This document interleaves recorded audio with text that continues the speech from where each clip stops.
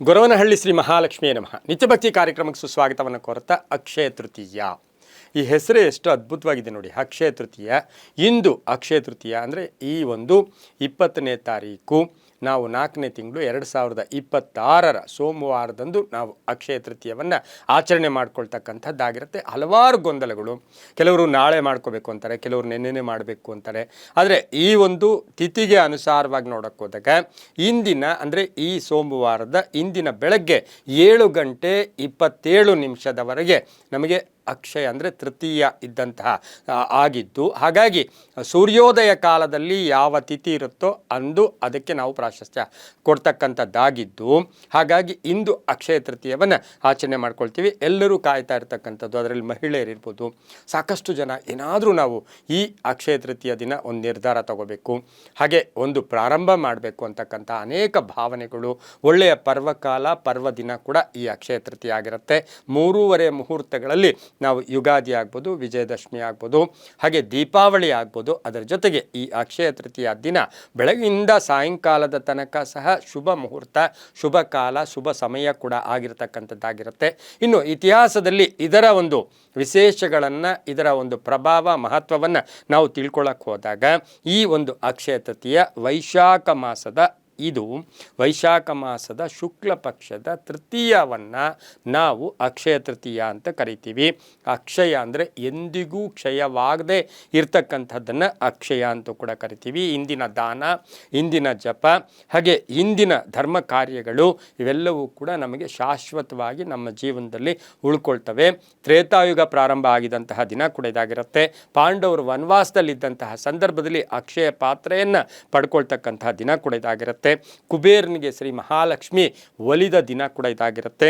ಹಾಗೆ ಈ ದಿನ ಬಂಗಾರ ಖರೀದಿ ಅಂತ ಎಷ್ಟೋ ಜನ ಆಸೆ ಪಡ್ತಾ ಇರ್ತಾರೆ. ಆದರೆ ಖರೀದಿ ಮಾಡಬೇಕು ಅಂತ, ಹಿಂದೆ ಬಂಗಾರ ಖರೀದಿ ಮಾಡಬೇಕು ಅಂತ ಯಾವ ಶಾಸ್ತ್ರಗಳಲ್ಲೂ ಕೂಡ ಇದರ ಬಗ್ಗೆ ಉಲ್ಲೇಖ ಇಲ್ಲ. ಆದರೆ ಈ ದಿನ ಒಳ್ಳೆಯ ಮಾತು, ಒಳ್ಳೆಯ ಮನಸ್ಸು, ಒಳ್ಳೆಯ ದಾನ ಇದು ನಮ್ಮ ಜೀವನದಲ್ಲಿ ಬಹಳಷ್ಟು ತೃಪ್ತಿಯನ್ನು ಕೂಡ ಕೊಡುತ್ತೆ. ಇನ್ನು ಪರಶುರಾಮ ಜಯಂತಿ ಇರ್ಬೋದು, ಗಂಗೆಯ ಅವತರಣ ಆಗಿದ್ದು ಭೂಮಿಗೆ ಗಂಗೆ ಬಂದಂತಹ ಒಂದು ದಿನ ಕೂಡ ಇದಾಗಿರುತ್ತೆ. ಮಹಾಭಾರತದ ರಚನೆ ಅಂದರೆ ವೇದವ್ಯಾಸರು ಗಣಪತಿಯ ಮುಖೇನ ರಚಿಸಿದ ದಿನ ಕೂಡ ಇದಾಗುತ್ತೆ. ಎಲ್ಲಕ್ಕಂತ ಮಿಗಿಲಾಗಿ ಬಡವನಿಗೆ, ಏನೂ ಇಲ್ಲದೆ ಇರತಕ್ಕಂಥ ಸ್ನೇಹಿತ ಕುಚೇಲನಿಗೆ ಕೃಷ್ಣನು ಅನುಗ್ರಹಿಸಿದ ದಿನ ಕೂಡ ಇದಾಗಿರುತ್ತೆ. ಇಂದು ಅನ್ನದಾನ, ವಸ್ತ್ರದಾನ ಇರ್ಬೋದು, ಹಾಗೆ ಇವತ್ತಿನ ದಿವಸ ನೀರಿನ ದಾನ ಇರ್ಬೋದು, ಏನಾದರೂ ಒಂದು ದಾನ ಮಾಡಿದ್ದೆ ಆದರೆ ಸಾಕಷ್ಟು ಶುಭ ಆಗ್ತಕ್ಕಂಥದ್ದು. ಹಾಗೆ ಇಂದು ಪ್ರಾರಂಭಕ್ಕೆ ಬಹಳಷ್ಟು ಪ್ರಾಶಸ್ತ್ಯ ಆಗ್ತಕ್ಕಂಥದ್ದು.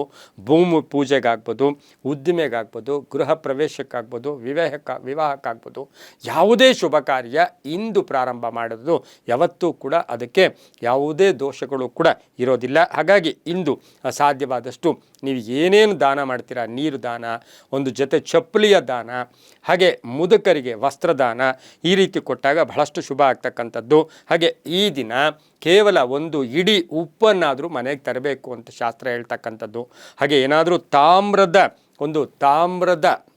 ಏನಾದರೂ ವಸ್ತುವನ್ನು ಮನೆಗೆ ತರ್ತಕ್ಕಂಥದ್ದು ಕೂಡ ಒಳ್ಳೆಯದಾಗಿರುತ್ತೆ. ಆದರೆ ಇವತ್ತಿನ ಸಹ ಯಾವುದೇ ಕಾರಣಕ್ಕೂ ಆಯುಧಗಳನ್ನು ಖರೀದಿಸಬಾರ್ದು. ತರಕಾರಿ ಹಚ್ಚೋ ಆಯುಧಗಳಾಗಲಿ, ಉಪಯೋಗಿಸೋ ಆಯುಧಗಳಲ್ಲಿ ಯಾವುದೇ ಆಯುಧಗಳನ್ನು ಇಂದು ಖರೀದಿಸಬಾರ್ದು.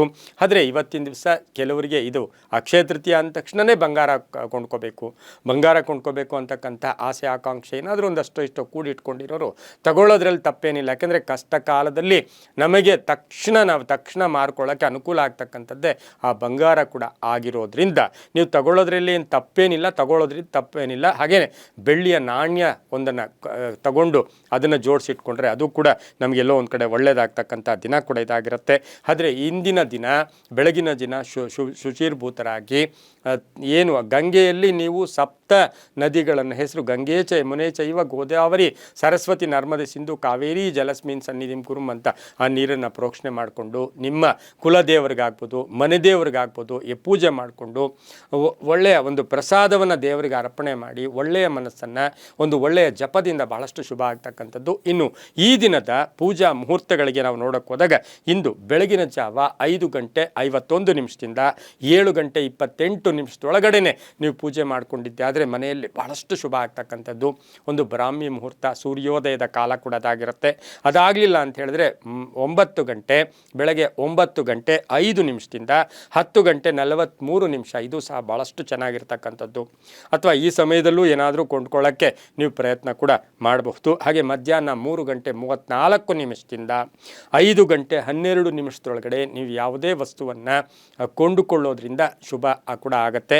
ಹಾಗೆ 5:12 6:49 ಸಹ ಏನಾದರೂ ವಸ್ತುವನ್ನು ಬಂಗಾರ ಇನ್ನೊಂದು ಮತ್ತೊಂದು ಏನು ಬೇಕಾದರೂ ತಗೊಳ್ತಕ್ಕಂಥ ಯೋಗ ಕೂಡ ಇರುತ್ತೆ.